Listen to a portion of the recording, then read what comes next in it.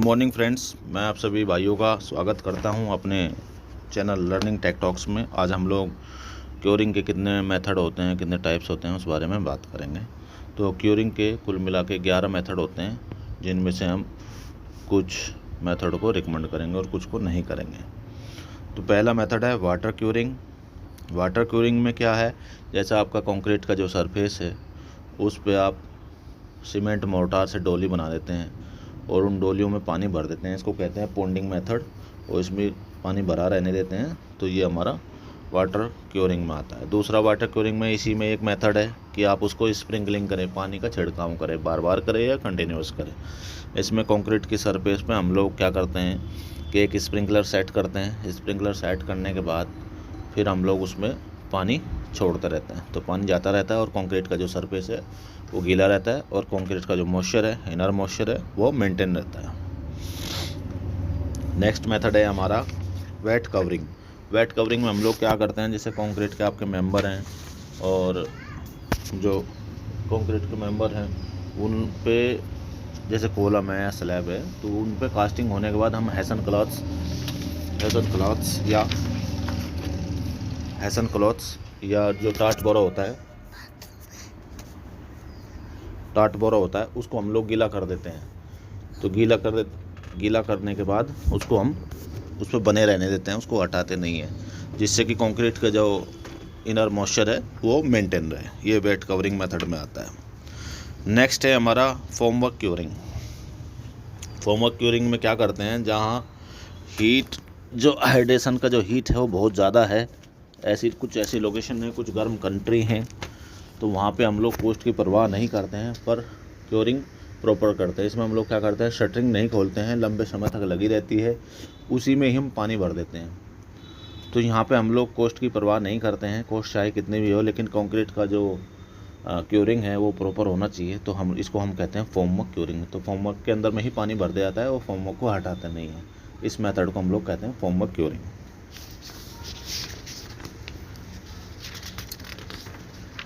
Next method है आपका membrane curing.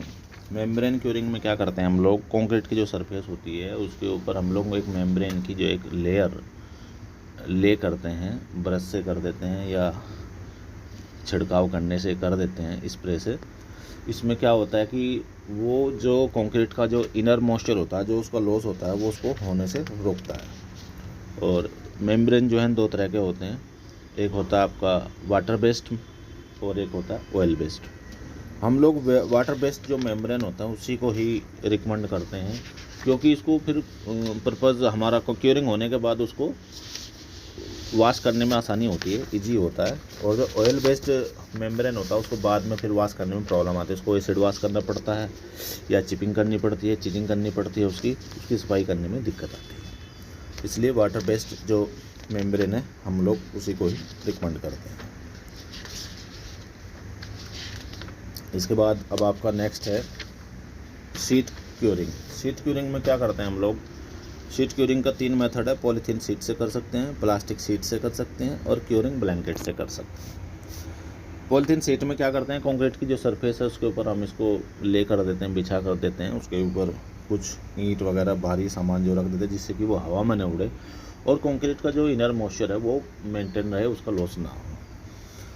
ऐसे ही हम लोग प्लास्टिक शीट में कर देते हैं। इसमें हम लोग पॉलीथीन शीट की जगह प्लास्टिक शीट बिछाते हैं। और क्योरिंग ब्लैंकेट जो होता है हमारा, इसको भी हम प्रोटेक्शन के लिए ही, जो मॉइस्चर प्रोटेक्शन के लिए हम इसको यूज़ में लाते हैं कंक्रीट के लिए। इससे भी कोई एवोपरेशन नहीं हो पाता है। Curing bye absorbing heat pipe water cooling. जैसे हम लोग बड़ा बड़ा स्ट्रक्चर बनाते हैं, जैसे डैम बनाते हैं, तो डैम में नीचे एक तो मास कंक्रीट होता है, एक उसका जो ग्रेड ऑफ कंक्रीट होता है वो हाई होता है। इसमें क्या होता है, उसमें जो इनर में कंक्रीट के अंदर में जो कोर टेम्परेचर होता है बहुत ज़्यादा होता है। बहुत ज़्यादा होने से क्या होता है, बाहर का टेम्परेचर कम रहता है क्योंकि मॉस कंक्रीट है, अंदर में टेम्परेचर ज़्यादा रहता है, जिससे कि अंदर का जो कंक्रीट है उसका वॉल्यूम बढ़ने लगता है। अगर ये 70 डिग्री सेल्सियस से ज़्यादा हो तो उसका वॉल्यूम इतना बढ़ जाएगा कि उसमें क्रैक डेवलप हो जाएंगे। इसलिए उन क्रैक्स को रोकने के लिए हम लोग क्या करते हैं, उसके अंदर से कुछ पाइप बिछा देते हैं कास्टिंग के टाइम ही, और बाद में उसमें से ठंडा पानी हम लोग प्रोवाइड करते हैं, जिससे कि उसका जो टेम्परेचर है, जो कोर टेम्परेचर है वो कम रहे, जिससे कि हमारा डैम को कोई लॉस ना हो और उसमें कोई क्रैक डेवलप ना हो। और बाकी हम क्यूरिंग हम उसकी बाहर से करते रहते हैं, लेकिन अंदर का जो टेम्परेचर है उसको लॉस करना बहुत ज़रूरी होता है।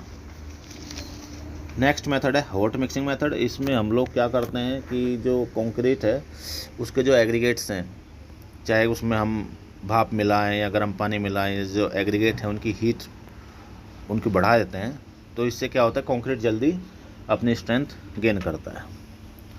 ये भी एक क्यूरिंग का इसको मेथड कह सकते हैं, क्योंकि क्यूरिंग का हमारा पर्पज़ ही स्ट्रेंथ बढ़ाने से होता है कंक्रीट की, तो गर्म करने से हो या ठंडा करने से हो, लेकिन कंक्रीट का स्ट्रेंथ बढ़ाने को ही हम लोग कहेंगे क्यूरिंग हो रही है उसकी। नेक्स्ट है इलेक्ट्रिकल क्यूरिंग। इलेक्ट्रिकल क्यूरिंग में क्या होता है कि जो हमारी फ्रेश लेड कंक्रीट होती है उसमें हम लोग कंक्रीट वो जो इलेक्ट्रिकल करंट है वो हम प्रोवाइड करते हैं।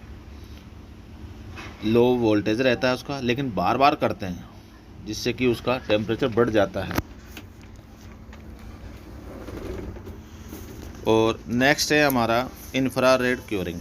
इंफ्रारेड क्यूरिंग को जो है हम लोग यूज़ में नहीं लाते हैं। इसमें क्या होता है कि या तो फोम को आप गर्म कर दीजिए, या फिर गर्म पानी जो फ्रेश लेड कंक्रीट है उसके अंदर से फ्रेश लेड कंक्रीट के अंदर से हम लोग गर्म पानी गुजारते हैं, जिससे कि वो गर्म हो जाए और जल्दी स्ट्रेंथ गेन करे। इसको हम लोग यूज़ में नहीं लाते हैं, लेकिन ऐसे क्यूरिंग हो सकती है। नेक्स्ट है आपका कवर विद सैंड और सैंड डस्ट और सॉइल एटसेट्रा। इसमें हम लोग क्या करते हैं कि जहाँ कंक्रीट बहुत घना है या लार्ज सरफेस एरिया नहीं है उसका, जैसे कि पाइल की जो कैप होती हैं, पाइल जो है ज़्यादातर ज़मीन के नीचे ही होती है, उसके ऊपर थोड़ा सा कैप दिखता है बाहर से, राफ्ट की फाउंडेशन है एटसेट्रा। इसमें क्या कर सकते हैं हम लोग, उसको मिट्टी से ढक सकते हैं, रेत से ढक सकते हैं, साडस्ट से ढक सकते हैं। उससे क्या होता है, एक लेयर बन जाती है और वो उसका जो मॉइस्चर होता है उसको मॉइस्चर को लॉस को रोकती है। ऐसे भी हम लोग क्यूरिंग को कर सकते हैं। नेचुरल क्यूरिंग हम लोग वहाँ पे करते हैं जहाँ पे हमारा इवेपोरेशन जो मॉइस्चर लॉस होता है, नेचुरल जो मॉइस्चर लॉस होता है वो कम होता है। ऐसे प्लेसेस पे हम लोग नेचुरल क्यूरिंग यूज में ला सकते हैं। इसमें हम लोग कुछ नहीं करते हैं, उसको ऐसे ही छोड़ देते हैं। अगर एवेपोरेशन ज़्यादा होता है तो कंक्रीट को ज़्यादा लॉस होता है, अगर एवेपोरेशन कम होता है मॉइस्चर का तो कंक्रीट को लॉस कम होता है। तो मैंने फ्रेंड्स आपके सामने 11 जो मेथड होते हैं, 11 मेथड आपके साथ शेयर किए हैं क्यूरिंग के लिए। मैं आशा करता हूँ आपको ये इन्फॉर्मेशन जो मैं आपको दे रहा हूँ ये आपको अच्छी लगी। अगर कोई आपका क्यूरी रहता है, कोई क्वेश्चन रहता है, कुछ जानना चाहते हैं, तो आप प्लीज़ कमेंट में शेयर करें, जिससे कि नेक्स्ट वीडियो में मैं उस पर थोड़ा रिसर्च करके थोड़ा अच्छे से आपको उसको बताने की मैं कोशिश करूँगा। आपने चैनल देखा इसके लिए बहुत बहुत धन्यवाद। Thank you so much. Bye bye.